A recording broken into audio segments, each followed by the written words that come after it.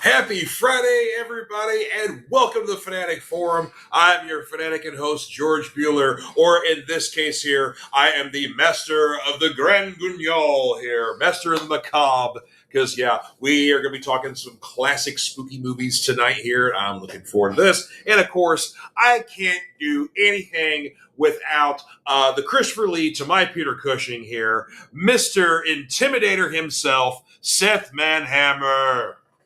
No, well, tonight I'm the Intimidator. Because I don't know why, for the past couple of days, I cannot spell worth a damn. And, like, my brain, like, the part of my brain that involves letters in the correct order is just not there. And I think I was telling somebody about Bug Wars and spelled Alabama, Alabama. Yeah. I spelled it horribly wrong. Yeah. And I just fixed it, so you're good. Oh, well, thank you. You're now the Intimidator once again. Well, yay. and that is because I found this really awesome thrash metal album based on the last day of Dale Earnhardt's life called I Am the Intimidator. And it's not bad. Yeah, it's like, it actually won a bunch of like best of 2024 awards and shit. Yeah. And so it's like, you know, for like a comedy death metal album or a comedy speed metal album, it's really good. It's like, it's almost like Death Clock, I think. Yeah. You know, yeah. Where it's going to be as good as it is. Yeah, but it's like, you know, there is a level of comedy to it, but there's also like, it's good, you know? Yeah. But there is, you know, of course, the EP, which is like, well, like 8 songs or 8 songs, something like that. 6 songs, yeah. Yeah, okay, yeah. But there's also a karaoke version. Because I found it on Apple, and I'm like, oh yeah, here's the record, and here's the karaoke version of the EP. So like, it's all instrumentals. So I saw that after you mentioned it in the text thread when I sent it to the fellas. It's like, yep. And I was like, okay, well, we're gonna definitely karaoke that album. Do with that what you will. Yeah. Oh man! So of course, like I said, we're going to be talking spooky movies tonight here. But one thing I did see something a little more modern. Michelle and I went out and saw Weapons last weekend. Oh yeah, how was that? That's good, man. Okay. It's the same director that did Barbarian, and much like Barbarian, the less you know going in, the better. Like if you've seen the trailer, stop. Okay. You know, now it's like I know I've seen the trailer, but I can't remember much about it. So I think that's good that I can't remember. Yeah. Yeah. Basically, the premise is like a bunch of elementary school kids literally overnight go missing, with the exception of like one kid in this classroom. It's like it's one particular classroom it happens in, and all the kids go missing except for one. And so so basically, it's kind of the, where did they go? What happened to them? You know, like kind of investigation going into that. And then, of course, it's a spooky movie, so spooky stuff happens. But yeah, great performances, great cast. But yeah, much like Barbarian, there are some surprises. So again, the less you know going into it, the better. But apparently, on the box office, it has surpassed $100 million. Oh, damn. Okay. And on Rotten Tomatoes, it got 100%. Damn. Yeah, so it's doing really well. But it stars Julia Carpenter, who, of course, is our most recent Silver Surfer. So she's having a big year. Josh Brolin's in it. Alden Ehrenreich, the kid that played Han Solo in the Han Solo. Oh yeah. Yeah, that he's in it. But yeah, a bunch of other good people are in there. But yeah, definitely worth checking out in theaters currently. So yeah, it was a good Sunday night because we did that, and then Probably one of the purveyors of the original Buffalo Wing, Duff's Wings, out of Buffalo, New York, opened up their second location in E-Town. Because nice. Basically, it's a couple that run the place. The husband's local because he's a soldier, but met a girl in Buffalo, and she moved here. But she's like, Duff's Wings is my favorite place, and I want to bring it here to E-Town. So, yeah, they got the franchisee rights, and, yeah, their second location. And dude, those are some legit wings. Like they're good. The regular, just kind of fried, not like breaded and all that kind of stuff like that. But like quality chicken, not too much sauce, not too little sauce. We probably could have gone a little hotter than we did, but yeah, just good atmosphere, good wings. So, yep, there you go. Cool, yeah, no complaints there. But and of course, Michelle says, yeah, you still need to bring your ass here to E-Town. So yeah, I do. Yeah. And see, there you go. We can eat at Duff's. There you go. Okay, yeah, that sounds yeah. We need to make we'll make that happen. Yeah, there you go. They also have like other things aside from just wings. If you want like burgers, or if they have like other stuff too. But yeah, right, yeah. Anywho, but yeah, so good stuff there. And I haven't watched both episodes, but I've watched the first episode of the Alien Earth series. It's on FX. Dude, that is legit. Right? Oh man, I've watched both of them a couple of times now. And that had to be an expensive. At least I don't know about the second episode, but that first episode looked expensive. I mean, the quality does not dip into the second one, and yeah, it's like this feels like, they say a lot of shows are really like 8-hour movies or whatever. Like this feels like it. This is definitely movie quality. The thing that excites me the most about the show, though, it's Noah Hawley is the showrunner, and he did Legion over on FX. And Legion was a brilliant show. That was the X-Men spinoff show, wasn't it? Yeah, I never watched that, but I heard good things. Dude, it was the X-Men spinoff that was barely an X-Men spinoff. Like, basically, in the first season, he's the son of Charles Xavier, and that's about the only time he's really mentioned. And then when you get to the final season, you have a stand-in actor for a younger Charles. But yeah, the connection to the X-Men is non-existent. They do their own thing. It's weird. It's wonderful. It's creative.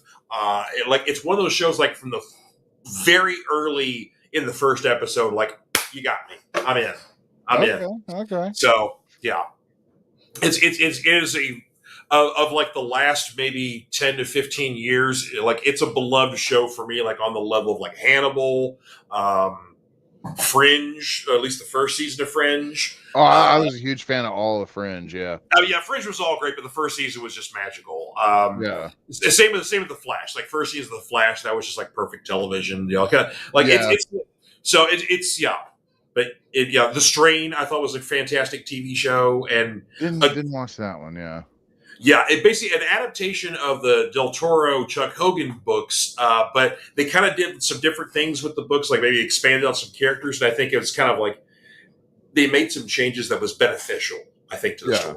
So, but yeah, like again, another FX show. So I'm a big fan, especially with some of the big Sunny fans. So FX, man, right?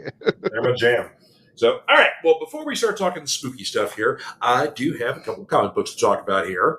Okay. And since we have had such a dearth of non-Batman books, I didn't want to disappoint you. So you've got like 80 of them this week, don't you? No, I just have one. Oh, okay. But nonetheless, Batman Dark Patterns issue number 9. I've talked about this series before. Basically, this is kind of like, it may as well be in the same world as like the Long Halloween and those kind of, the Dark Victory and then the Last Halloween, which is the current sequel that's going on right now. Right. It has that same sort of feel to it where it's a younger Batman. It's very detective, mystery oriented. And the premise for Dark Patterns is that you have 4 cases that are essentially going on, and basically you have like essentially 3 issues a case, and then he wraps things up, goes to the next case, but they're all kind of connected in their own ways. So this one was a really good one, this particular case, because you had essentially a woman was found that she had been murdered, and that she was found in like a clothes dryer, like horribly burned and disfigured or whatever else. But like Batman's like, okay, there's more to this here, and it basically all connects back to the old-fashioned Red Hood gang. Before you started seeing the Joker and stuff like that. So there's an old school kind of Gotham connection to it. And then, of course, when you find out like kind of what things really happen, it's almost kind of like a sad sort of revelation to this mystery here. It's not sad and depressing, but sad and more of a pathetic sort of sad sort of thing. But yeah, really cool storyline. And then, of course, the final 3 issues are coming up. This is a 12-issue series here. So the final mystery, that how essentially all 4 cases are connected, will be revealed. But yeah, like if you love just good Batman mysteries, detective stuff from the world's greatest detective, check out Dark Patterns. It has my highest recommendation. It's supposed to be a 12-issue series. Like I said, we're almost finished with it, but yeah. The art's great in it. But yeah, just if you want your good old fashioned detective stuff from Batman, that's the way to go. Okay, yeah, I like those like kind of standalone Batman stories that are not super tied to like any kind of real continuity or anything, and you can just enjoy them for what they are. Oh yeah, this is definitely not tied to any kind of particular continuity. This is definitely early in Batman's career. Like we have, Batman Alfred, Jim Gordon popping up, stuff like that. But yeah, there's been some other periphery characters that popped up too. So yeah, it's really, really cool stuff. Oh, real quick, take a comment here. Miss Aubrey, good to see you, dear. Happy birthday to you, and happy birthday to your son. Happy birthday. Friday, you guys were born on a Friday the 13th. That's awesome. That's perfect. That is great. Oh, well, that's going to be perfect for what we're going to be talking about here in a little bit. But a couple other comics here to talk about. My one Marvel selection for this week here, definitely my favorite book of the week here. This is Predator Kills the Marvel Universe. Nice. Now, we have seen previous Predator Versus series, the Wolverine series, Black Panther, most recently the Spider-Man series. All 3 of those culminate into this. I did not realize that all of them were connected, but there's been basically results kind of in the end that involve some sort of possibly a one-upman that we have on the Predators, or vice versa, they have on us. But yes, all events of all 3 of those miniseries culminate into this. This first issue does not, much like the Aliens versus Avengers series, this one does not pull any punches. We lose major members of the Marvel Universe in the first issue. It is hardcore. Don't skip on this. If you think it's a gimmick, it ain't. That sounds rad. Yeah. I was not expecting this. Y'all got any more of them? Yep. I'll get you one, bro. Thank you. And then one book I already got for you is the final issue for Bug Wars Volume 1. This is number 6 here. But thankfully, let me move my hand so you can see the full image there. See? That is, I love that. The lawnmower with the blood, well, we call it a lawnmower, but the grubs or the mites, the mites call it the Anna-Razor. Because basically, to them, this lawnmower is death incarnate. It's like a nuclear bomb. You don't venture into the mode lands. No. But this wraps up Volume 1 so well. It's full of just great action, some great scenes, and does a fantastic job for setting us up for Volume 2, because we learn, don't go into the woods. Yeah, because beyond the yard, there is the woods. And but this has been a fantasy series done by Jason Aaron with art by Mahmoud Azrar, Matthew Wilson, and Becca Carey. In the tradition of Jason Aaron, when he goes over to indie books, this is hardcore fantasy. He says a lot of F words. Basically, he pulls no punches in this, but it's been so good. Yeah, it's been like a great premise, especially like, it's like Honey, I Shrunk the Kids meets, John Carter of Mars. Yeah, exactly. Yeah, Honey, I Shrunk the Kids meets John Carter of Mars. Exactly. That's a great. Yeah, that's a very apt comparison. Thank you. Yeah. It's just been just hardcore pulp fantasy, but you're miniaturized and you're hanging out with other bugs and other many species of bugs. So any entomologists out there, you're going to appreciate the level of research that went into this. But even in the back, there's like detailed breakdowns of like the hierarchies of the journals and stuff like that. Because basically, the main character. His dad was an entomologist and kind of discovered this whole world, and then basically his son kind of follows this, because he himself is a junior entomologist, and then basically finds this world by accident and just gets caught up in the world of bug wars, the world of the yard, and probably unless something comes in late, this may go down as probably one of my favorite series of this year. So. Yeah, I can see that. It's been a sleeper hit, or like it was one that I wasn't at. It's not a sleeper hit, but it's one like I didn't expect to enjoy it as much as I have been. Yeah, but it's definitely it's one of those series. It's why you read comics. True, very true. Yeah. And then another one that you would also appreciate, and you'll be reading this one as well here. Transformers number 23 from the Energon universe here. Now, basically, we are essentially, with this issue, we are 2 issues away from the end of the Daniel Warren Johnson, Mike Spicer, Jorge Corona run on the book. Afterwards, starting with issue 26, Robert Kirkman and Dan Mora take over. Seth went away. He'll be back. But yeah, Robert Kirkman and Dan Mora take over with issue 26. And let me tell you, Johnson, Spicer, Corona are ending on a wonderful, just fantastic, great action, but a war nonetheless between Autobots and Decepticons, and I do mean war. This one, again, doesn't pull any punches. Awesome stuff here. Oh, there you are. I don't know what happened there, but it's like you disappeared also. I was like, oh, there you are. This is a awesome issue. Lots of war, lots of fighting between Autobots and Decepticons. Knockdown, drag out. So like I said, the last 2 issues have got to be outstanding. So I can't wait for the ending of their run and then the beginning of the new run with Kirkman and Dan Mora. So right. Yeah, so. I'm kind of I don't want to say worried about Kirkman's run, but like he has a very different style. He does. Writing style. And it's like I feel like it's because a lot of shit has happened in these 25 or 23 issues thus far. Like a lot. And it's like if that was Kirkman pacing, we're talking like 70 issues worth of stuff. That is true. Yeah, basically his level of pacing is a little bit slower. I definitely agree with you on that one there. I know basically they don't want to tease too much, but apparently the war will continue. So we may not get it wrapped up in the last 2 issues here, or at least get things to a pause. I don't know. So we'll see what happens with the next run of it.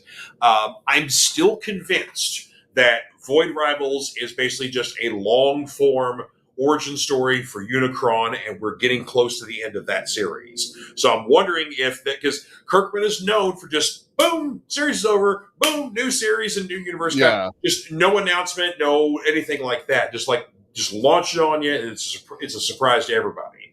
So I'm almost wondering if the ending for Void Rivals will be a surprise, and then kind of coinciding with his run on Transformers. Right.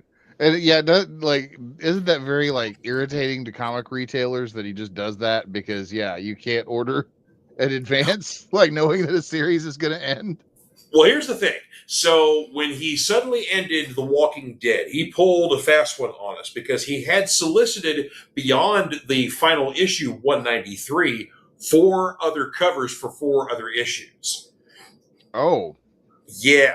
So when that happened, I was like, because I wasn't working in a comic shop then, but I was a reader and had a regular pull list. So I had pre-ordered like 4 other issues already for Walking Dead. And all of a sudden, you read 193, and like, what? The end? What?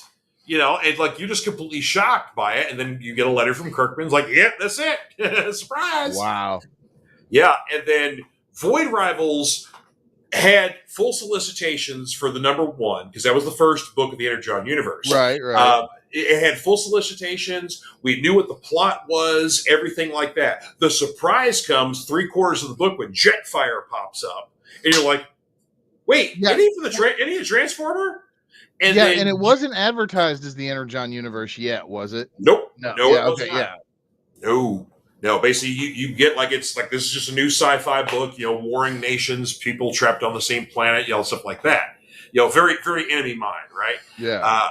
And then then you get to that you see Jetfire and like, wait, hang on, and then you get to the ending of the book and. There's a letter from Robert Kirkman. It's like, welcome to the Energon universe. It's a shared universe with G.I. Joe and the Transformers. You're like, duh, fuck? It's like, we were just completely floored by this. So, and, then basically shortly thereafter, Transformers number 1 comes out, and then we get the 4 G.I. Joe miniseries of Duke, Scarlet, Cobra Commander, and Destro, which leads to G.I. Joe number 1, and that's where we are now. So it's like, wow. And we're still waiting for Baroness to reveal that she's Zartan. Well, the Dreadnoks War is coming up in G.I. Joe pretty soon. So, and here's the fun thing, too. I think G.I. Joe's going to be coming out twice a month during the Dreadnoks War, too. Oh, okay. So, I know that makes you happy. Triple Joe action. Yeah. Darn. I hate G.I. Joe comics, especially twice a month. Because I already get G.I. Joe Real American Hero, and there. So that would totally suck. Alrighty here. Well, let's get to our topic du jour here, since we are talking about what is your favorite classic spooky movie.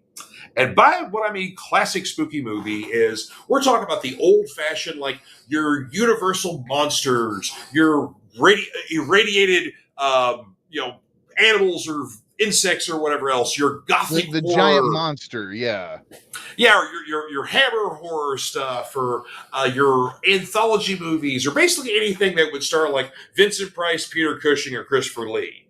Any of those movies, or even like Alfred Hitchcock kind of stuff. Like that's the kind of stuff we're talking about before things get all fancy and high concept with like Rosemary's Baby in 1968.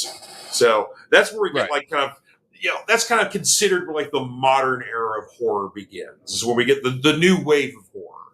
So we're going to kind of give some love to the old fashioned stuff here.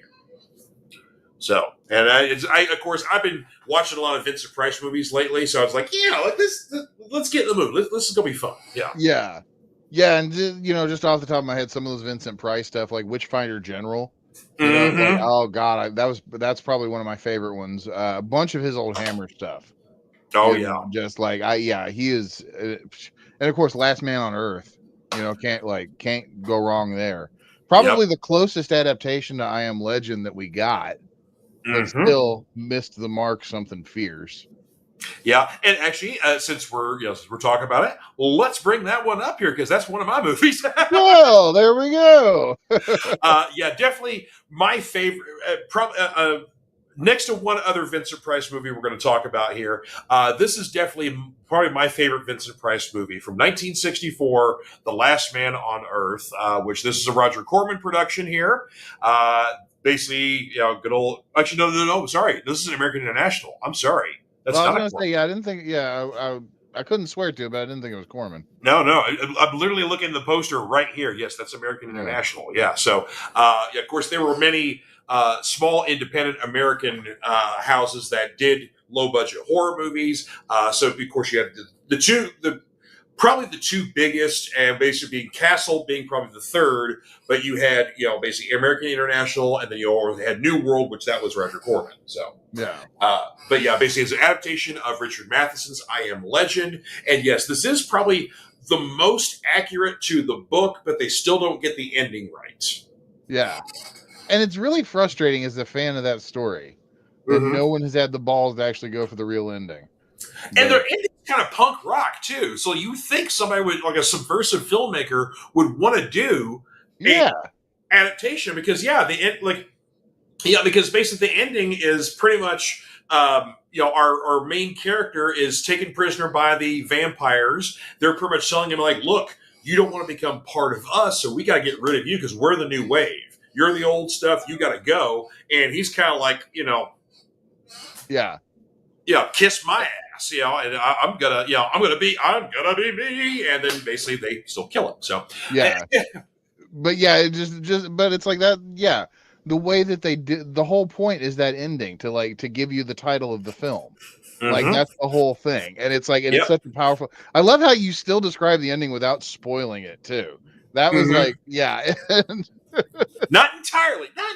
Right. Yeah. You still, the punch will still be there if anybody wants to read it, but but it's, I Am Legend is one of my favorite horror books. I love me some Richard Matheson stuff. Anyway, I got a lot of his stuff anyway. It's, to me, it's still got, that book still has some punch even in 2025. I wish they would do a proper full adaptation of the novel with the proper ending. So I absolutely agree. There was a really good adaptation that Stephen Niles did in comic form. Yes. Yeah, that was really good, but I mean, it still wasn't, wasn't film yet. It wasn't a movie, yes, but no, you're 100%. I actually have that adaptation. Yes. Oh, nice. I found that digging around the shop one day. I was like, if you find another one of them, hook a brother up. Unfortunately, I only found the one set.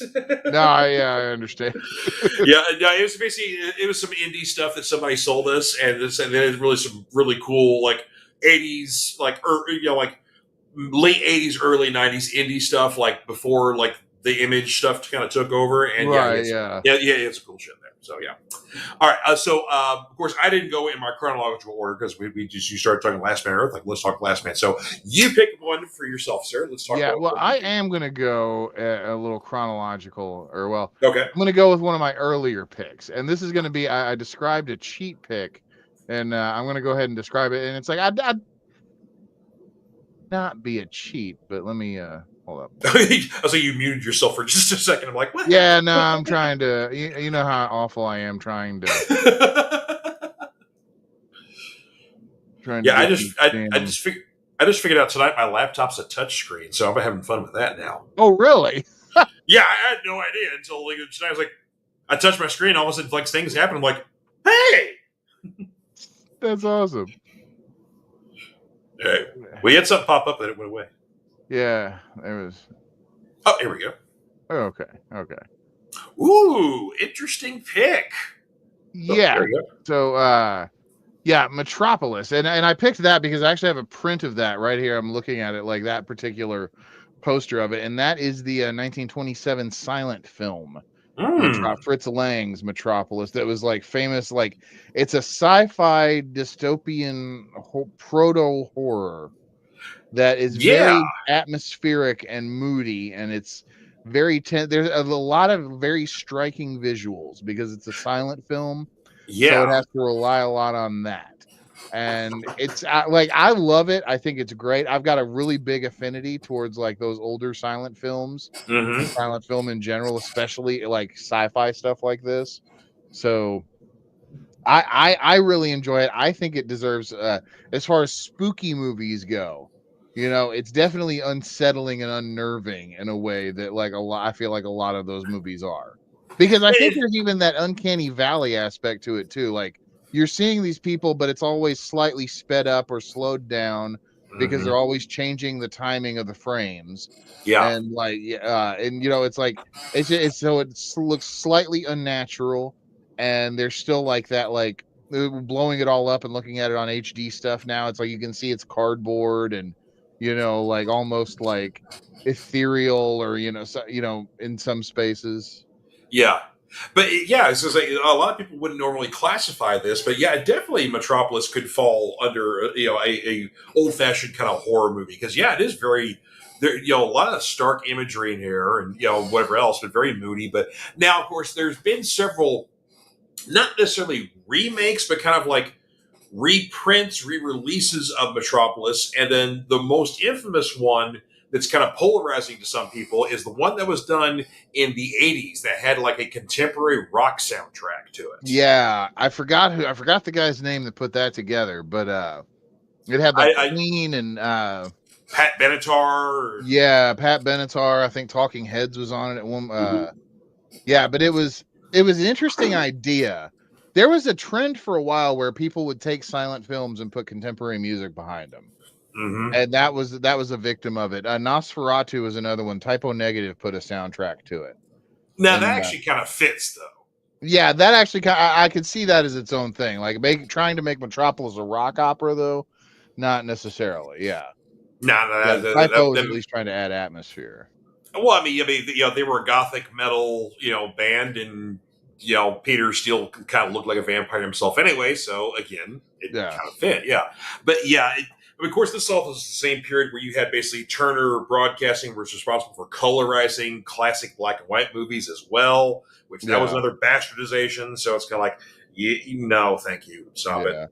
Now, one thing, I do have this on DVD. I have the version there. I think it was probably like 15 years ago. They found like one of the last reels that to complete I think for the longest time there was only like an 86-minute version of it. And then they found like more footage. So then it was closer to like the 132 mark, but it's still missing like 8 minutes of footage. But like they found most of it at this point. I've got a DVD of it, and it's on Blu-ray now too. But it's like my thing is, it's like how many times can you remaster a silent film from the 20s? Do you really need a Blu-ray for that one? Yeah, you don't want.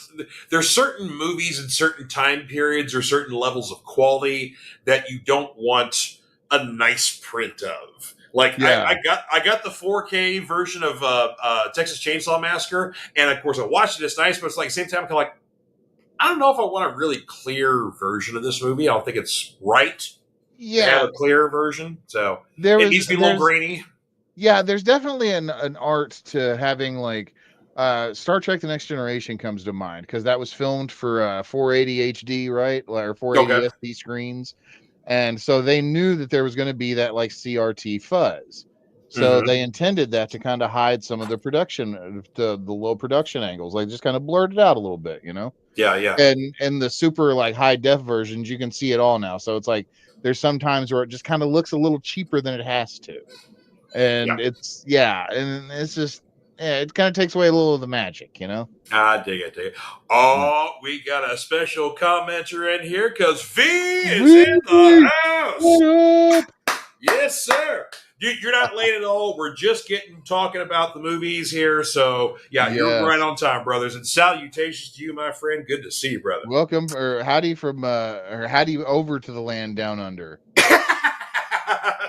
It comes from a land down under.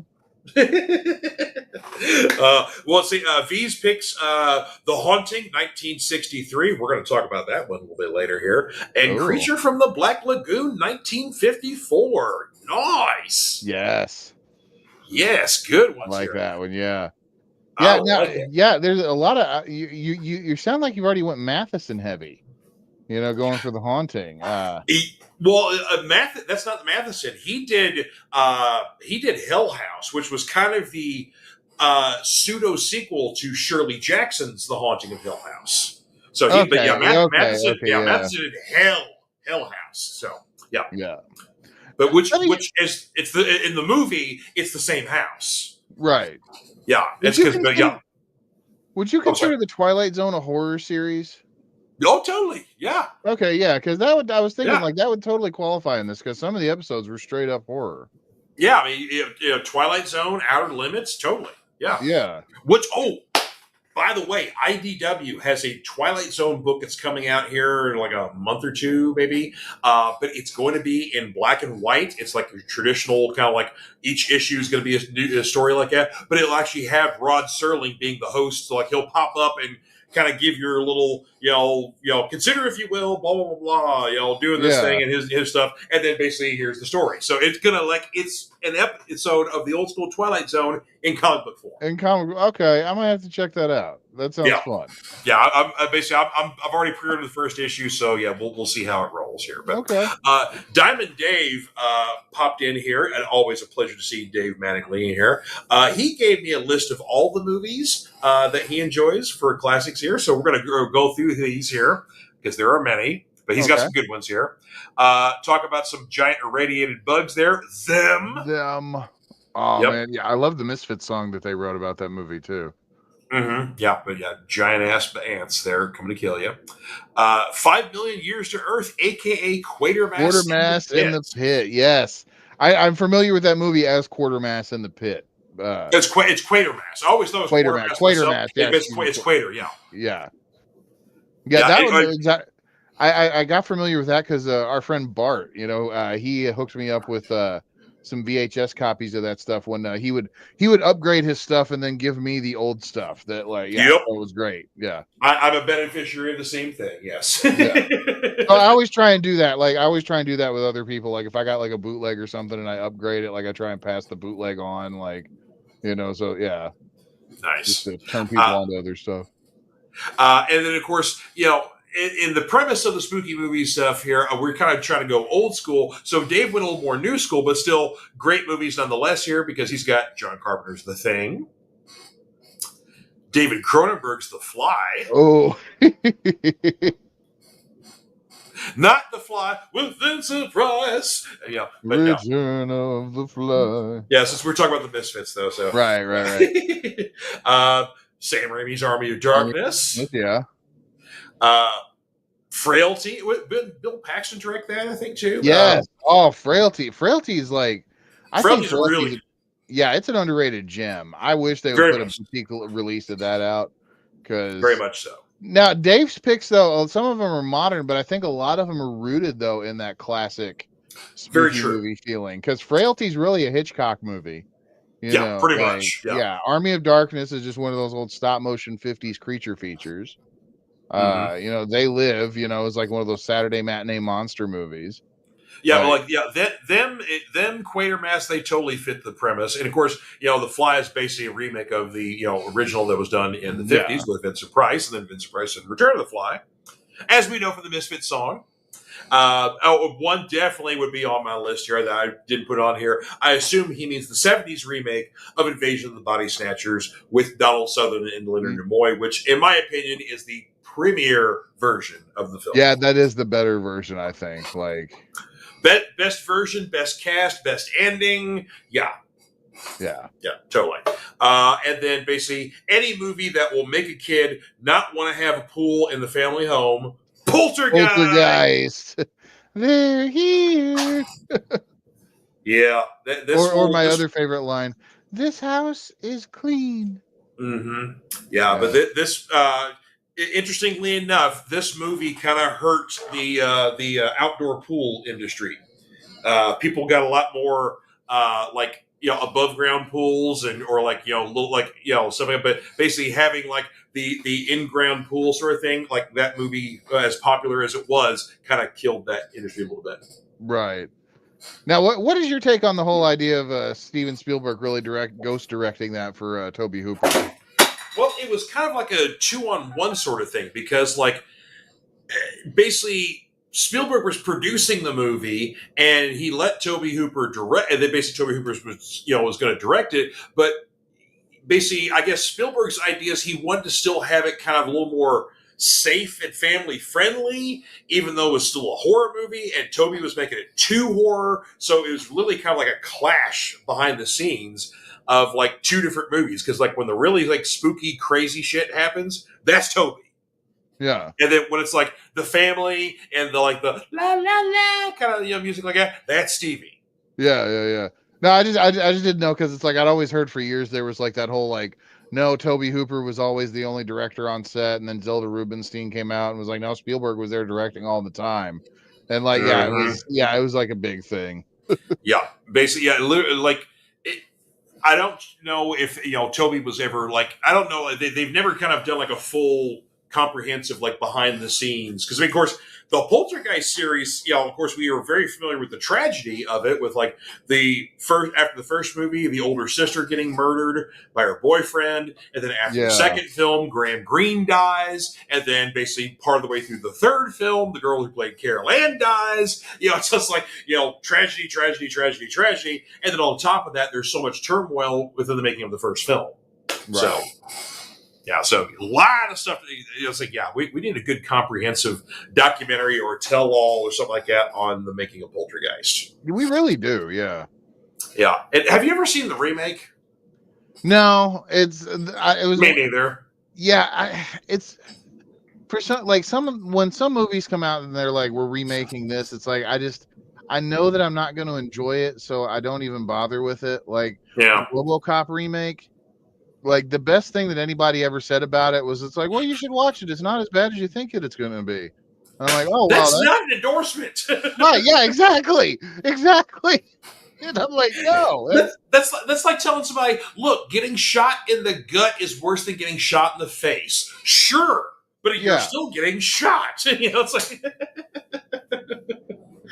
Well, more stuff from Dave here. Now, this definitely classifies as kind of one of the last kind of run of the old school stuff here. The Omen.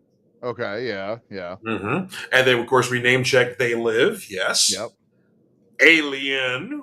Yep, there you go. Oh, and of course, we got to bring in a classic Hitchcock here. The Boyds. The Birds, yeah. The Boyds. The Boyds. Oh, and then, of course, a little more modern day, but a little more probably ridiculous. But yes, Killer Clowns from Outer Space. Yeah. That movie terrified me, though, as a child. I can see why, though, yeah. Good one here. Trilogy of Terror. Trilogy of Terror, yeah. Yeah, basically a movie that freaked out a lot of people. And that was this was like a TV movie. Yeah. Oh, man. So, yeah, that's some good stuff there. Oh, and then definitely within the modern day, but a definite callback. This one definitely fits the motif here. Callback to the old school creature features, Arachnophobia. Love this movie. John Goodman was amazing in that, yes. He's so much fun. Oh, yeah. Yes. Good flick, creepy crawly spiders and stuff like that, but great cast, a lot of fun. But an old school throwback to the creature feature. Was that Jeff Daniels? Yeah. Yep. Okay. Yeah. Yeah, I can't remember who else it'd be. Jeff Daniels, and John Goodman are basically your standouts, obviously. So yeah. Oh man, that was a fun movie. Oh, that's it. All right. So going back to one of my picks here, and I'm going back in chronological order since we talked about a Hitchcock movie. My all-time favorite Hitchcock movie that isn't Psycho is Rope from 1948. Ooh, okay. I mean, this is a great kind of like not quite a single take movie, but a pretty close to a single take movie.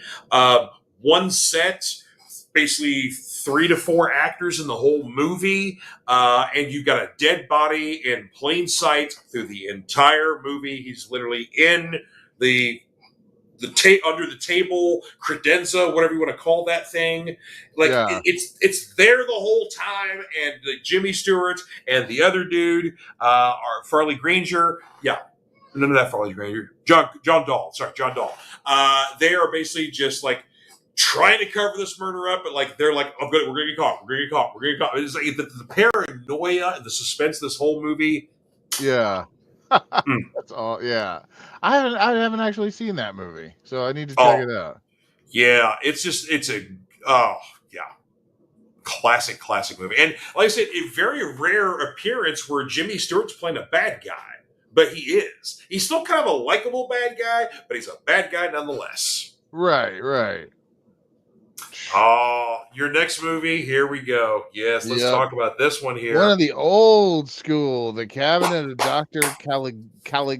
Caligari. I always struggle to pronounce that one. Yeah, you're correct, though. Yes. Yeah, but that is a very probably considered one of the earliest examples of a horror film on committed to nitrate. Kenzie, what are you doing? Kenzie. Now, every time I come up here to do a show, it's like they're like, he's distracted. We're going to get into everything. And But no, this is another silent film that was survived actually pretty much intact, and you can get good prints of it. But yeah, check it out. It's another one of those like very creepy, like it's a Faustian kind of story, like a selling your soul tale, and it's just the devil showing up, and all the it's And also another German film, by the way. Actually, the German film industry, at various points in history, the German film industry kills it. Basically, like everything before World War II, they were awesome. Then basically, and even during World War II, they had some interesting output. Yes, they did. Like it wasn't like Inglourious Bastards. Like they didn't have that was one thing that Tarantino took liberties with. Like if you wanted to see like goose-stepping Germans, you watched American movies. Like like Germans were doing like the Nazi films were like musicals and shit. And it was wild.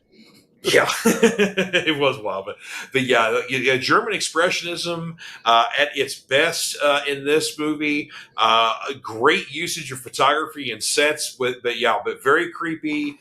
Definitely worth checking out. Of course, this has been kind of redone, not necessarily remade, but redone a couple times, and isn't like Guillermo del Toro responsible for either trying to do a remake or something? Involving he's involved somehow with something with it, but it's also one of those things where it's like one of the 80 things that he's got his name attached to. Like that in the mount, it's like part of that like in the Mountains of Madness deal where it may never come out. So gotcha. Okay, good. Yeah, because no, this is one of his favorites. Favorite movies, one of his very influential movies. So he's always wanted to try to do a modern remake of this one, much like his H.P. Lovecraft stuff. That I would love to see that. I would love, like, if I win the lottery, I'm going to give Del Toro like a bunch of money. Like, dude, make In the Mountains of Madness. Yeah, because like he wants to do a very high budget R-rated horror film.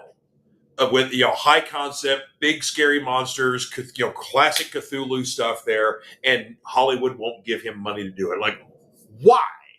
People are waiting for this movie. We like Cthulhu fans, Lovecraft fans, Gothic horror, monster fans. We're waiting to give him the money.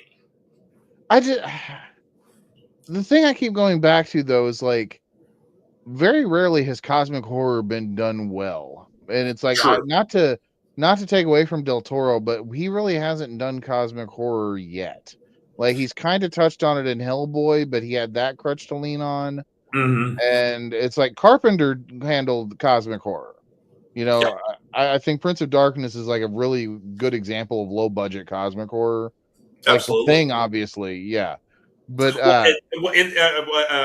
was it In the Mouth of Madness?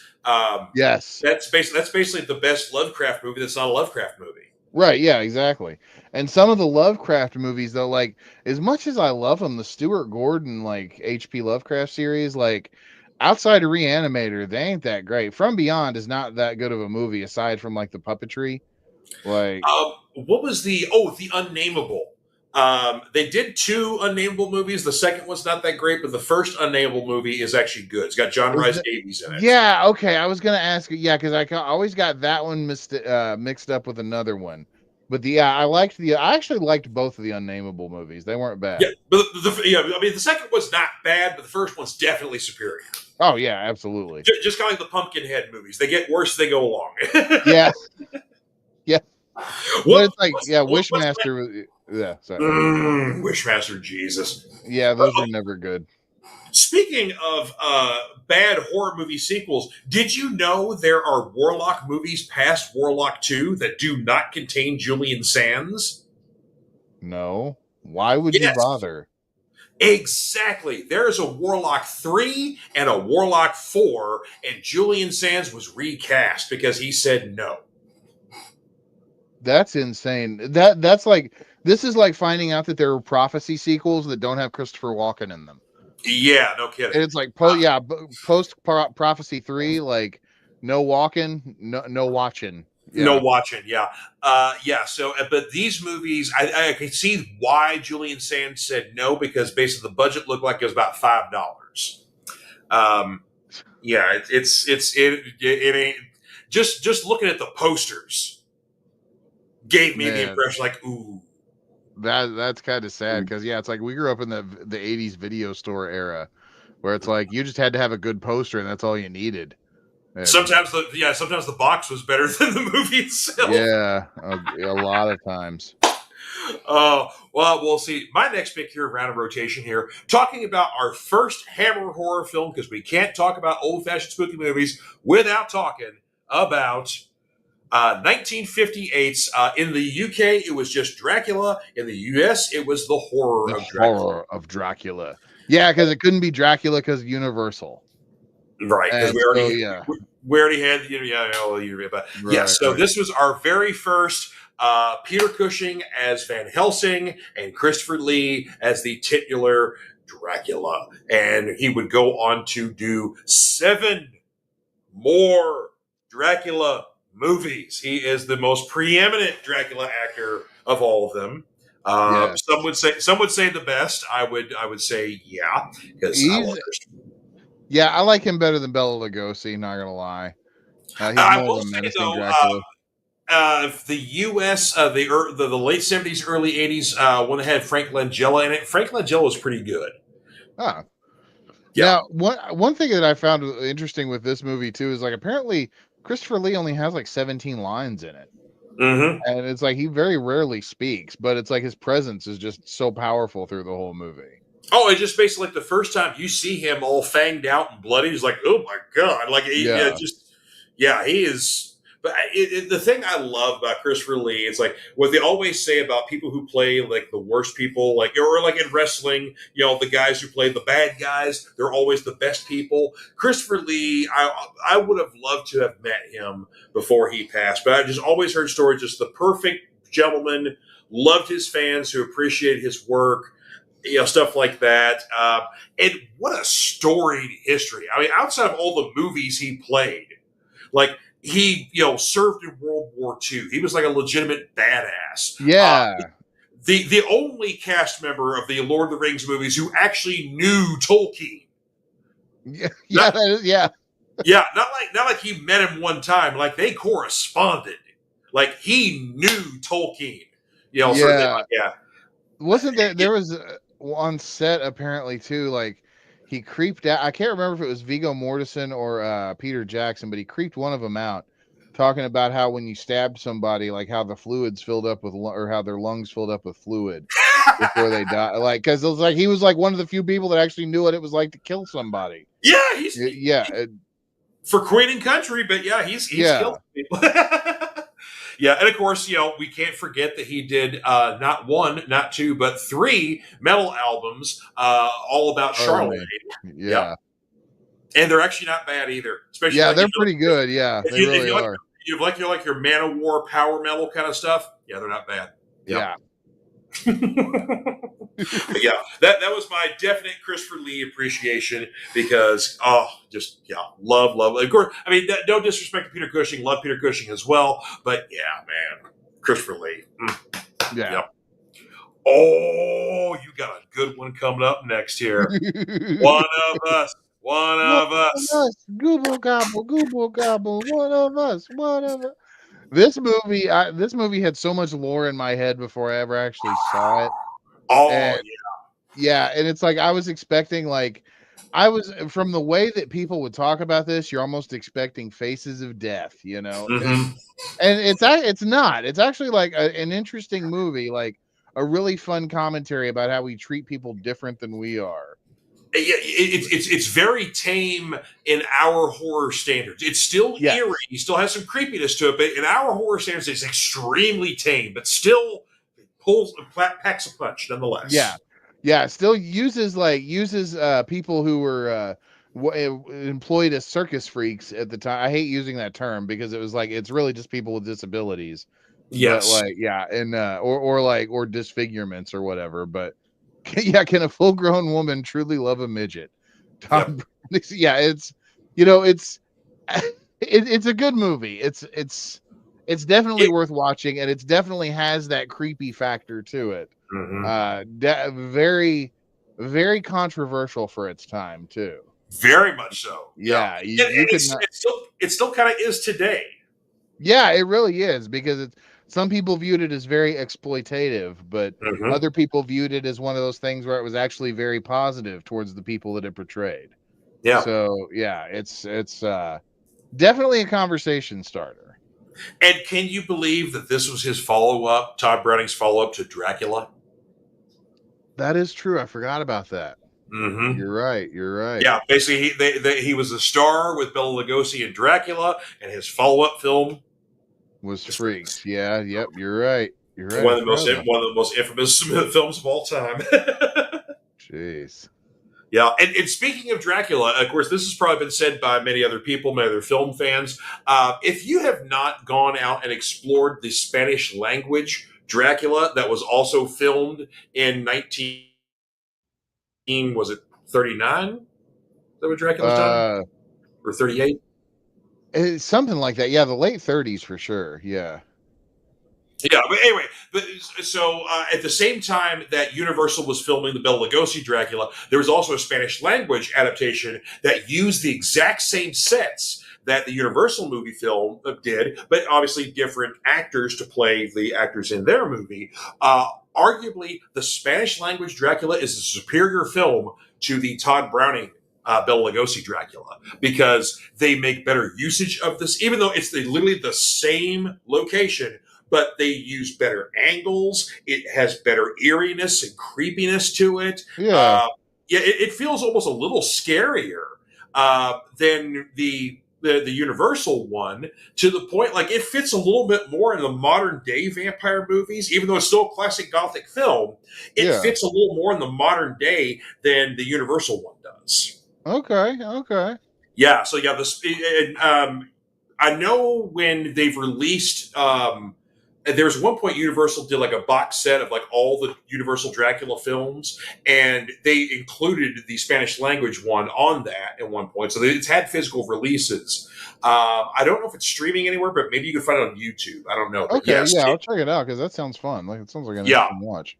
Yeah, because I mean, obviously, yeah, everything's in Espanol with subtitles. But yes, I would dare say that the Spanish language Dracula of the 1930s is superior to the original Universal one. So there you go. Okay. All right. My next movie, and of course, V name checked this one here, but we got to talk about the classic 1963 adaptation of Shirley Jackson's movie, The Haunting. One of the absolute best spooky house ghost story movies that is a absolute exercise in less is more.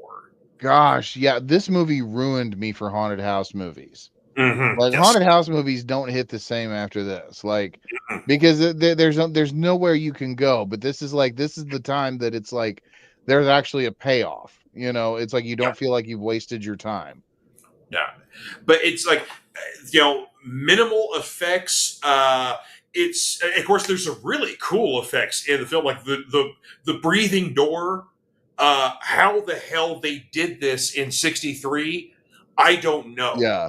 Unless it's like it was a rubber door and they filled it with air and what. But like that was there's some really cool effects, but this is definitely a movie where they kind of let the audience fill in some of the blanks of the scary stuff. Yeah. Sort of thing, like a lot of psychological horror, a lot of basically Claire Bloom's character, basically she's going through a bit of madness in this film. Sorry, it's Julie Harris. I'm sorry, Claire Bloom's the other actress, but yeah, Julie Harris. She has a rough time in this movie, but yeah, and the house itself was like.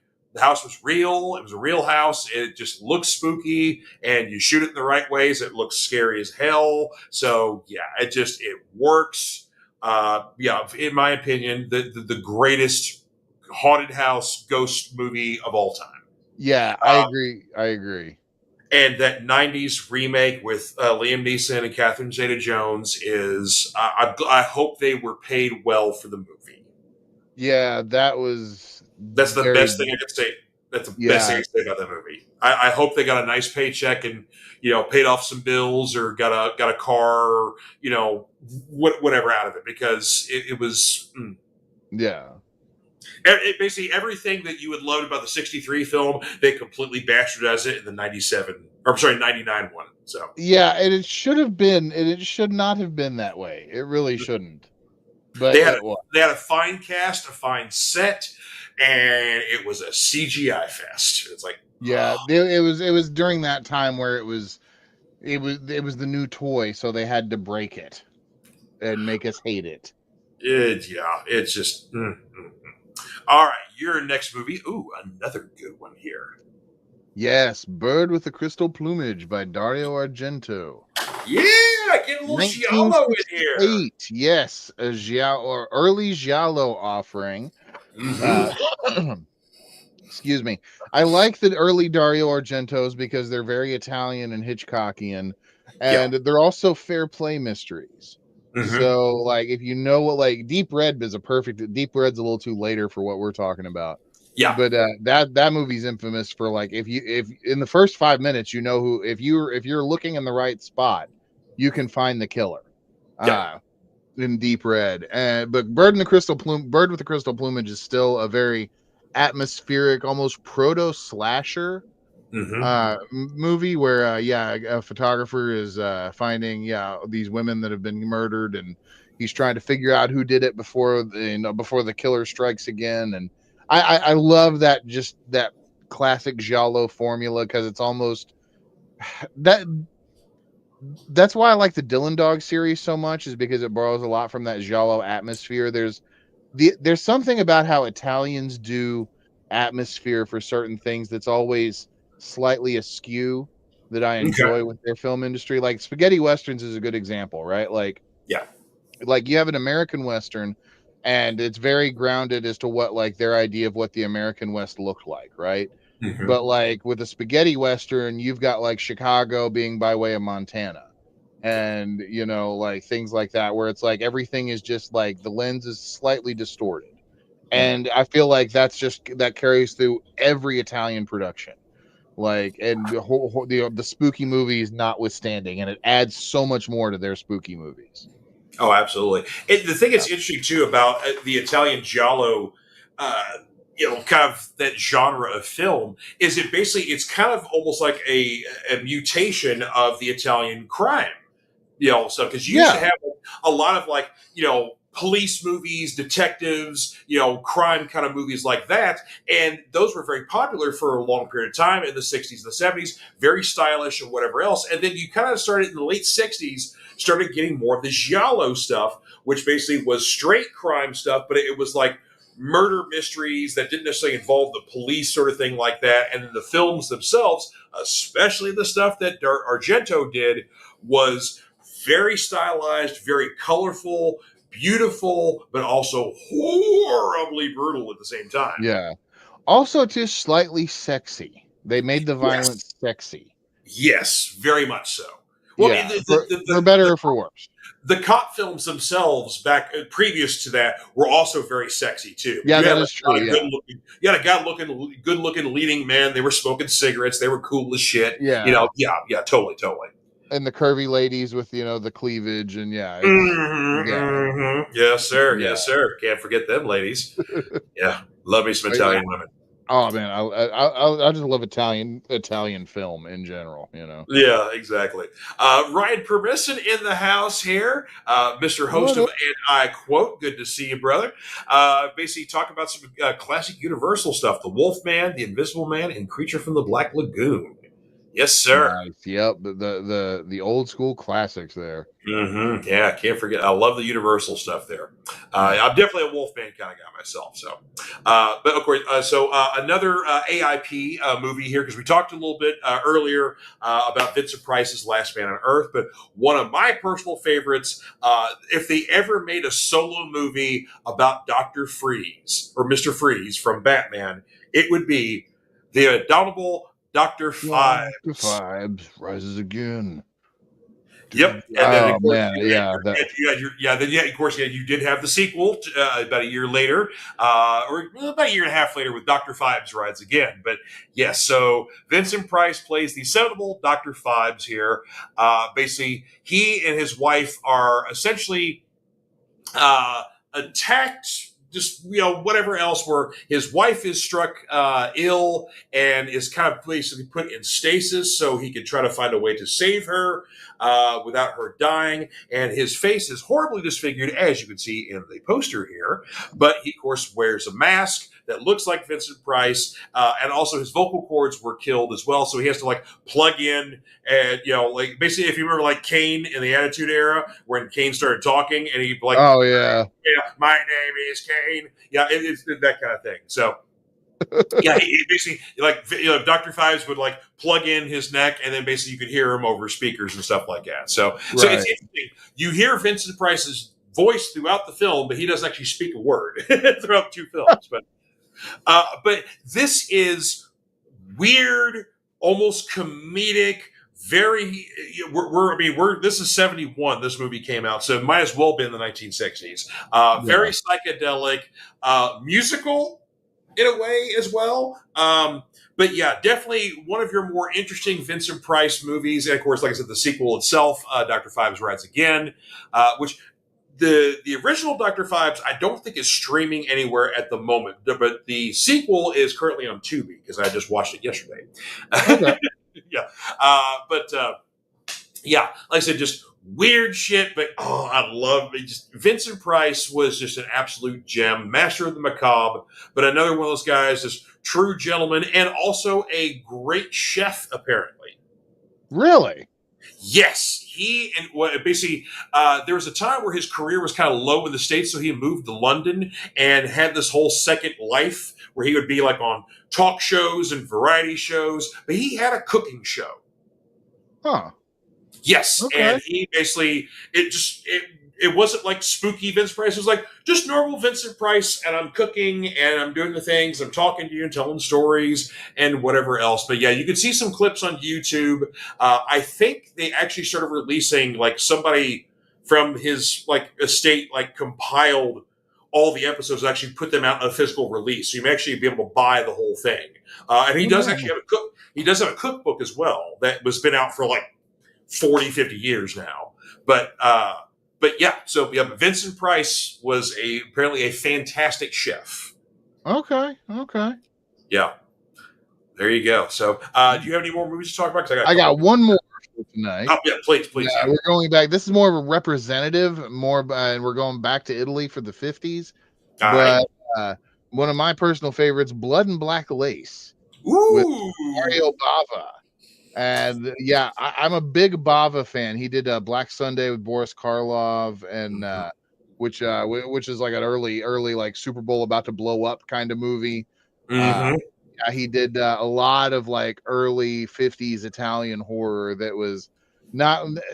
It was some of it tried to ape what they were doing over in England with some of the Hammer stuff at the time, the more Gothic stuff, but just with that. Planet of the Vampires is actually really good. Yeah. Bava did Planet of the Vampires. That was good. He's one of the Knives of the Avenger is another one. Oh yeah, is really good. Yeah. But Bava in general, just as far as more Italian horror for the 50s, that's you want to see where guys like Argento and Fulci started to get their ideas from. It was dudes like Bava, and it's you really can't go wrong. I think even Blood and Black Lace was even an inspiration for Friday the 13th. Yes, and I believe this might actually be considered the earliest slasher. Oh, really? Or one of them. I can't remember, as far as I know, there's you can debate Black Christmas and all that and everything, but Blood and Black Lace was definitely in there as far as killer. In recent years, too, younger audiences have finally discovered Peeping Tom, especially now that it's been taken off the Video Nasties list. So it basically kind of has a second life in its home country of Great Britain. Yeah. But yeah, Peeping Tom has also been argued as one of the first slashers as well, and it predates Black Christmas by about 10 years. So, oh wow! Okay, yeah.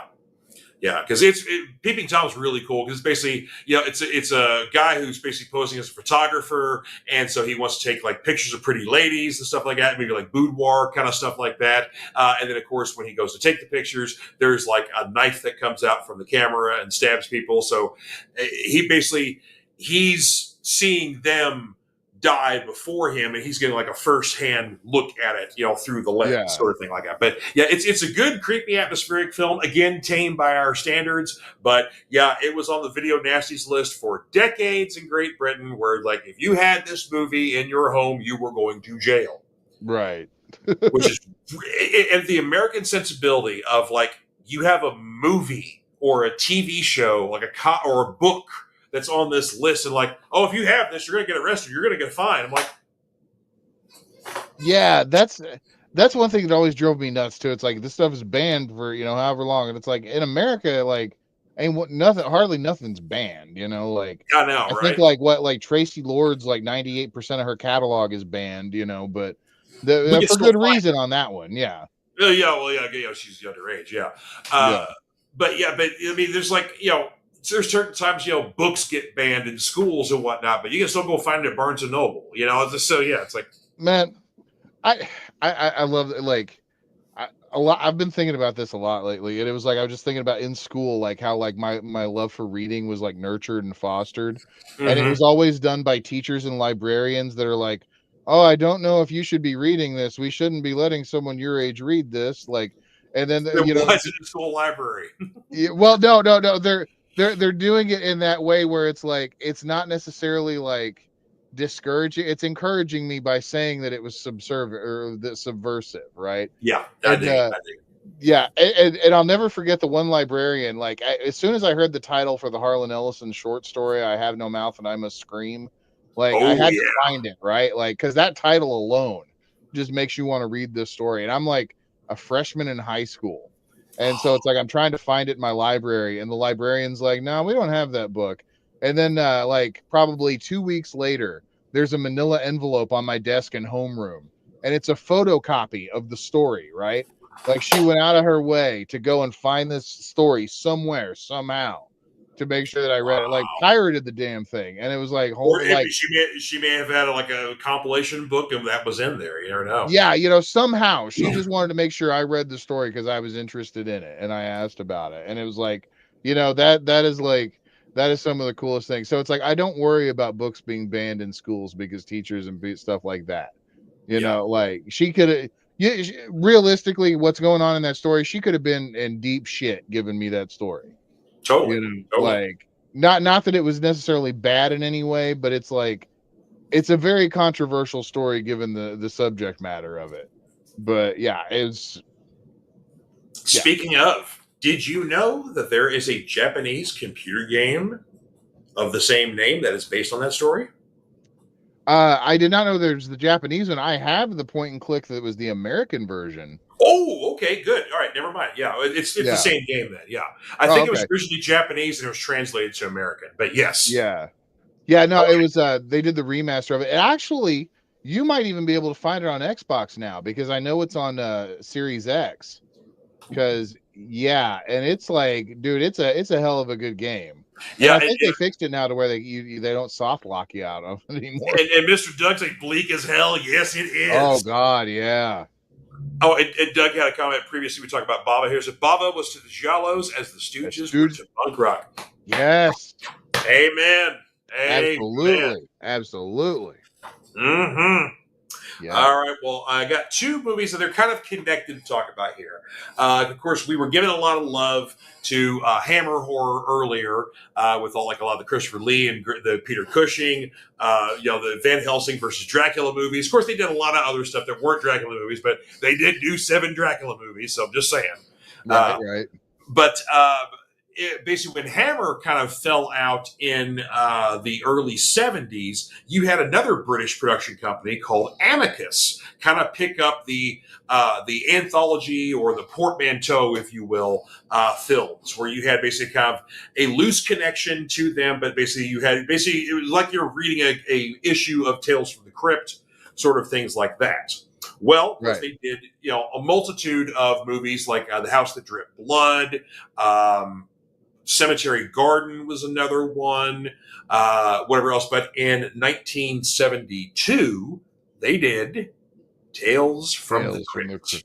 I was going to talk about this earlier. I was going to bring it up, but I'm glad that you brought. Yes, yeah, definitely. This is probably the best film that Amicus released. It's an anthology where you get a group of people are going somewhere and they get lost, basically in a cavern, in a crypt area, and they come across basically Peter Cushing in a robe sitting on a throne, and basically he pretty much tells them to gather around. He's going to tell them some stories, and essentially he's telling them how they're going to die. And so you get a lot of great British actors. Of course, you get a very young pre-dynasty Joan Collins in this movie, who is being terrorized by a psychotic Santa Claus. Great cast in this one here. But yeah, good old-fashioned spooky stuff. And literally, this is taking pages from the old-fashioned EC Tales from the Crypt. A lot of stories were literally adapted from stories from Tales from the Crypt. So yeah. Good stuff. I do have to confess, the first time, so I was aware of Tales from the Crypt first through the HBO show. Oh yeah. When I found out it was the comic, then I found out about this movie. The first time I tried to watch this movie, I was very upset that the Crypt Keeper did not show up I was expecting more of like, hey kitties, and that he does not happen. He does not show up like that in this. No, it doesn't. So don't expect that. And honestly, don't feel bad. I mean, there was a whole generation of people who discovered the comics through the TV show. That's basically why they started doing reprints in the 90s of the old EC comics, because of the popularity of the TV show. Yeah. That TV show was, oh man, I would, that was one of those shows that I would sneak to watch because I would get in trouble if I got caught doing it, but I loved it.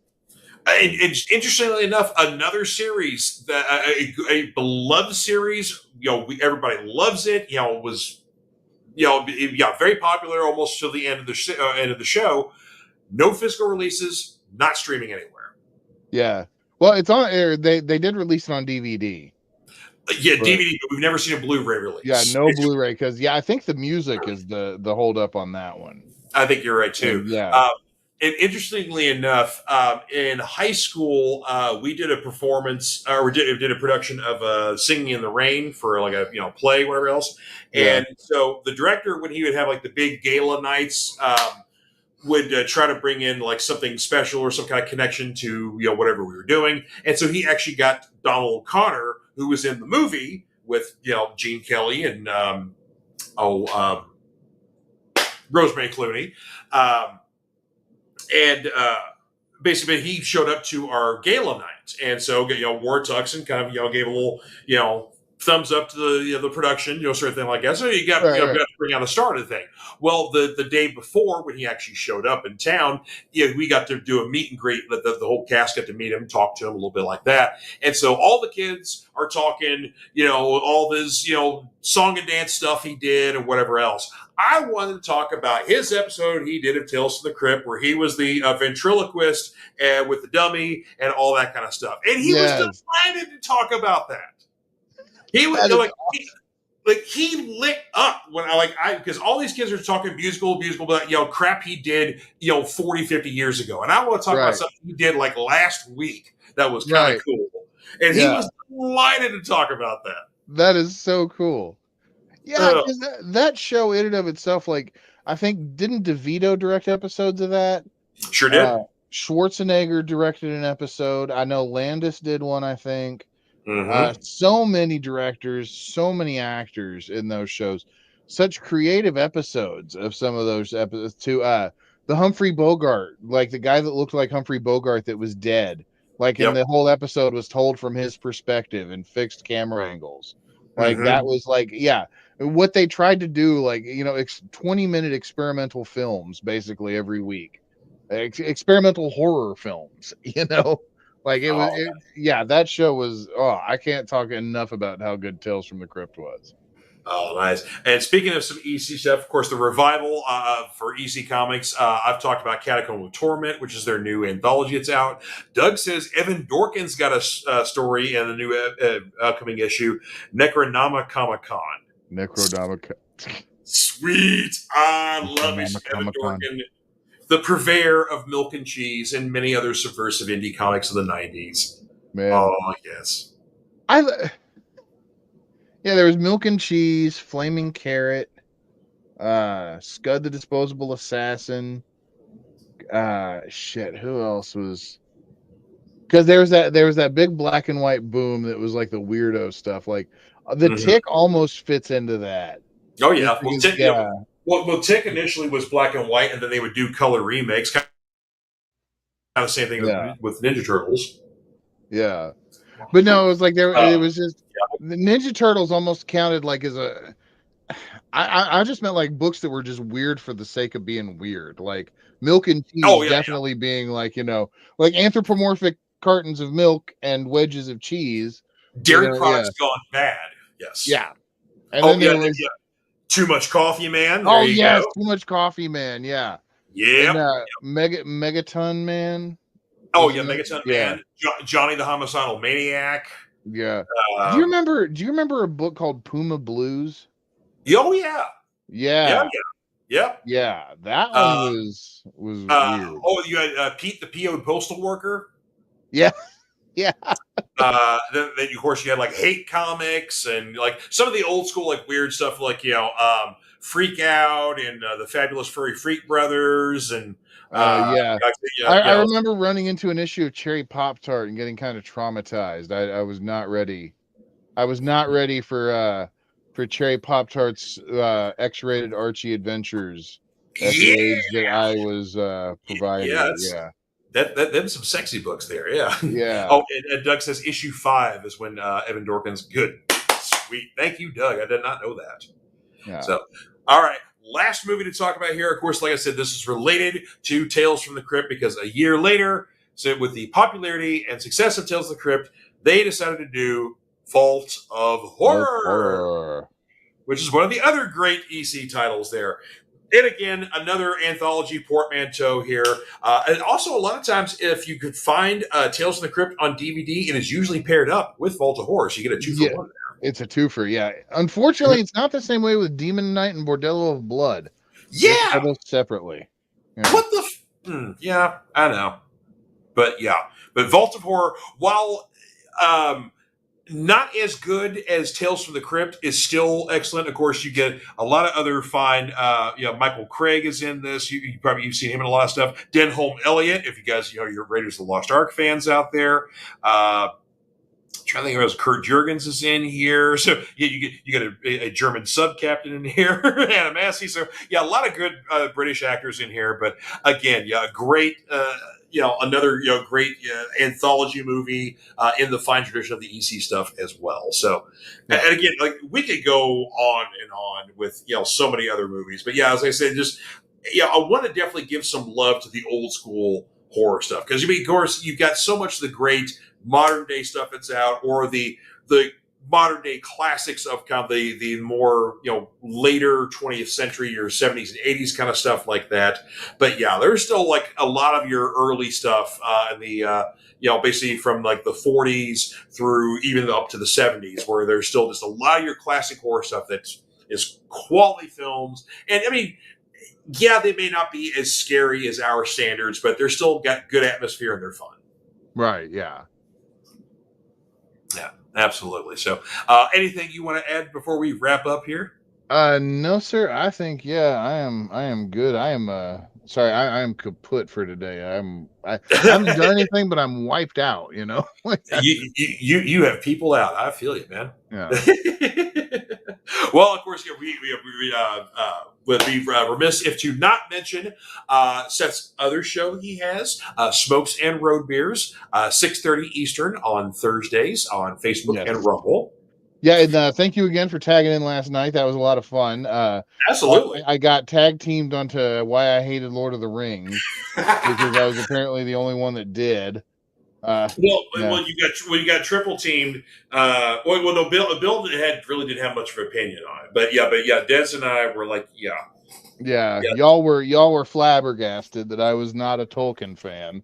Hey, that is interesting. That is interesting with as much fantasy as you're into, and even like the high concept, like the Michael Moorcock, stuff like Elric and whatnot. It's Well, but at the same time, I can see why you may have avoided it, but it's still surprising. Yeah, it was like I've learned that a lot. Like I've gotten into fantasy a lot more in the past couple of years because I realized that all fantasy wasn't necessarily Tolkien derivative. There was just that period of time where so much of it was derivative of it. Like Wheel of Time starts out basically Tolkien derivative, right? And that's like your other big fantasy thing going on. So like but then like I realized too that it's like I did like fantasy. I just called it sword and sorcery, which is still like it's still fantasy. It's just it's lower concept fantasy, lowbrow stuff. Yeah, right. Yeah, but it doesn't have to be any less epic. But then it was Lord of the Rings just doesn't have. I think it's the hobbits that get me. Like okay. I don't want to follow. Okay, in comparison, right? Like I'm reading Malazan again, right? And I'm just to the point where out of all the weird races, now we're talking about books that have bug people in them, right? Like chitinous armored bug people. And I've just gotten to the point in the third book where the race is introduced that are the undead velociraptors with sword arms. And I'm here for that, right? Like, give me that. Don't give me short, furry dudes with big feet. Like, But I mean, I can relate to a Hobbit of them wanting to just like sit around and relax and eat and have a nice relaxing pipe or something like that, as opposed to like going out and adventuring. Yeah, I don't know. Yeah, adventures are fun to read, maybe not necessarily to do. yeah, that's the problem. It's like I spent too much time reading about them not going on adventures. Yeah, yeah. You missed injury and possible arrest or death, so you're fair. All right. Oh, I think it's the hobbits that get me. There you go. That's your problem with Tolkien and the Lord of the Rings is his titular creation of the Hobbit. It's I don't like that. I just. That's gonna be a problem. I really don't like the hobbits because the rest that like on paper I'm on board with the rest of it, right? Like like Nazguls and orcs and shit, and like that all sounds metal and awesome. Yeah. And the dragons and the wizards. Yeah. No, it's it's the fucking hobbits. But I mean, I'm with Des though, at least in the regard that the trilogy for Lord of the Rings, the films, those first three are just perfect, and the longer cuts make them even better. I don't hate the Hobbit trilogy as much as a lot of people do. I take it with a grain of salt. I do enjoy it, but it's like, why was one book 3 movies? At best, it could have been 2, maybe, but not 3. And then, I did not finish the first season of Rings of Power, if that makes you feel better. Never started Rings of Power, never tried The Hobbit. No, I take that back. I did try The Hobbit once, got about an hour into it, just decided I was going to do other things with my time. Now, what about the Ralph Bakshi animated film for The Hobbit? Dude, I said last night, there's a lot of the Led Zeppelin catalog that I don't like because it mentions Lord of the Rings stuff. Good chunk of Led Zeppelin 4 is The Hobbit there, good point. But I mean, that was the thing back in the day, man. Like in the late '60s, Tolkien had a huge comeback, and like all the hippies were reading Hobbits. So just saying, them hippies and their marijuana pills and their Dan Fogelberg, Yeah, and I also recognize too that it's like without the Hobbit, like I wouldn't have like the Dark Tower, my favorite fantasy series. There you go. Yeah, it's like I'm not unaware of its merit to people. It's not for me. It's just his boys loved him, so we weren't the target audience. I guess that's okay. That's what I do with the How I Train Your Dragon. People talk about, they're great. Toothless is cute. It's like, Toothless is cute. I've just never seen any of the animated films or the the current remake, it's going to be a live action film. But I'm glad people enjoy the How You Train Your Dragon films. I'll just go watch Dragon Slayer and be fine with that. Yeah. You know what's nice though? Like real quick before we go, like as I'm getting older, like I remember feeling viscerally angry at things that I didn't like existing. Mm-hmm. You know, it's like you feel like that righteous indignation is to like music that you don't like, it's like boy bands should perish or whatever. And now it's just you get to that point where it's like, it don't matter if other people like other crap, like exactly. Yeah. that is a lovely thing with age. I mean, it's like my beloved nephew Harrison is probably one of the biggest Swifties in my circle of people, because I don't have a lot of people that are Taylor Swift fans, and I'm glad he enjoys a thing. And there are millions of other Swifties. They don't need me to like them. I got nothing against her. She's just not my thing. Yeah, I got nothing against Taylor Swift or her music. It ain't my bag. If she does a metal album, I'll listen to it. But until then, she's not my bag. But if people like a thing, y'all go like your thing. Cool, enjoy it. Yeah. go with God, do your thing, man. I'm just gonna be over here listening to my old 70s metal. Be all right. Right, exactly. Hey, hang on. One last comment here. Doug says Zeppelin lyrics were like Robert Plant got way too high and was trying to tell you the story from memory. Yes. Yeah. Like, no, dude. We went down to the hardware store and when we were there and man, do you remember where they were on the radio and oh man, you remember when we went to that show? Like, that shit.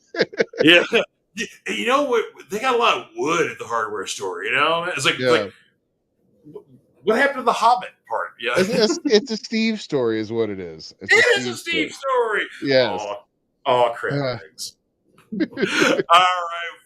Well, thank you, folks, for tuning in tonight for the Fanatic Forum. We love you all. Thank you very much. And, of course, like and share the Fanatic Forum with all your friends and your loved ones, people you don't know. Just, assault them on the street. Maybe not assault them on the street, but at least, throw your phone in their face. Say, look at us. Yeah. Vicious marketing. Yeah. Yeah. Aggressive marketing. Yeah. We'll go with that. Yeah. Anywho, so you guys out there have a lovely weekend and a wonderful week, and we will, of course, see you back here next time on the old Fanatic Forum here. But don't forget, check out Smoke Some Road Beers. I occasionally pop up on there, even impromptu, like last night, because they're like, we were talking movies. We need George up here to add in his 2 cents, and so I added my 2 cents. Yes, so and we appreciate it. Hell yeah, that's a lot of fun. And see, Bill and I didn't fight at all. That is true. Yeah, you all didn't. Sometimes that happens. I mean, not like fight, but like we will get into discussions and whatnot. Especially, we've learned you can't bring up CM Punk with the two of us because we will go back and forth. Neither of us will bend or break on our arguments, and Seth will basically just slowly slink into the corner and wish everything was over. Yeah, I was just like, I almost wanted that episode like that for 25 minutes. It was two dudes who had to get the last word in, and going back and forth, and then Bill would try to throw it out to me, and I'm like, I hate you both right now. I'm just saying, I hate you, and I hate you, and I hate Phil Brooks, and it's. So I've learned we can't talk, even though I can still troll my T-shirt from time to time. But yes, I apparently we can't talk about CM Punk on the show anymore. No. Anyway, well, on that, folks, you all have yourselves a wonderful weekend, and we will see you next time on the Fanatic Forum. And of course, we'll leave you with a word from our friends at Comic Books for Kids. So TTFN, y'all. Later. My name is Mark Weiss, and I am the founder and president of an organization called Comic Books for Kids. 6 years ago this month, we embarked on a journey of passion and heart. Our goal was to make a difference for children in hospitals and cancer centers. Little could we have ever imagined the response we have now. Starting with just hopes and dreams, we had no money for our mission. We had no product to give to the hospitals, and we had only called a couple hospitals and asked them if we were to provide you with comic books, would you be interested? And they said yes. So we embarked on a 1-year journey to make a difference for these kids. We realized that even though we can't take away the reason these children are in hospitals, we can perhaps, while they are there, let them fly like a superhero, be princes and princesses, and embark on a mystical and magical journey to take them away from where they are in that hospital bed. Today, and thanks to your support, we are thrilled to say that we are now the largest charity in the U.S., supporting well over 200 hospitals in all 50 states for not only comic books, but for other pop culture items like Funko Pops, action figures, coloring books, Spanish bilingual items, backpacks, and more. When we received materials that were inappropriate for the young ones, we started a sister charity called Comic Book for Troops, and overnight, we became the largest charity in the U.S. for these same items to all branches of the military. We want to thank our friends for providing us their support and for allowing us the means to make so many happy with their gracious give to us.